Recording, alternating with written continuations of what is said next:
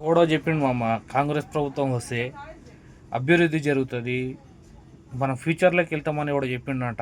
పథకాలకు కష్టపడి ఓట్లేసి మనం మన చేతులతో మనం ఖరాబ్ చేసుకుంటున్నాం.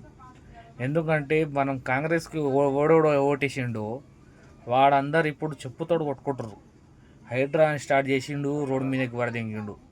ఇప్పుడు గాంధీ స్టాచ్యూ అని చెప్పి ఒక 500 స్టాచ్యూ పెట్టాలని ట్యాంక్ బండ్ మొత్తం సాఫ్ చేపిస్తుండు. పక్క ఎన్ని పైసలు కోట్లు పెట్టి కట్టుకోరు కొంతమంది, అవన్నీ సాఫ్ చేస్తుండు. ఇప్పుడు ఖమ్మంలో పడ్డాడు, ఈడ జాగా దొరికితే ఆడ మొత్తం దున్ని పడేస్తుర్రు, హైడ్రా పేరు చేపిస్తుర్రు, మంచిగా వాళ్ళ స్వాధీనం చేసుకుంటారు. మొన్నేమో గచ్చిబౌలిలో 1000 ఎకరాలు 100 ఎకరాలు సాఫ్ చేసి పోయిండు, ఆడ సక్సెస్ కాలే అని మొత్తం ఇక్కడ వేసేసాం. అది కాంగ్రెస్ ప్రభుత్వం వస్తే బానిసత్వం వస్తుందని వీళ్ళకి తెలుస్తలేదు.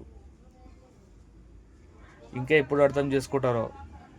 ఇంకోసారి ఓటేసేటప్పుడు 100కి 200 సార్లు ఆలోచించుకోండి ఓటేయండి, లేకపోతే సంఘనాకి పోతాం మనం అందరం.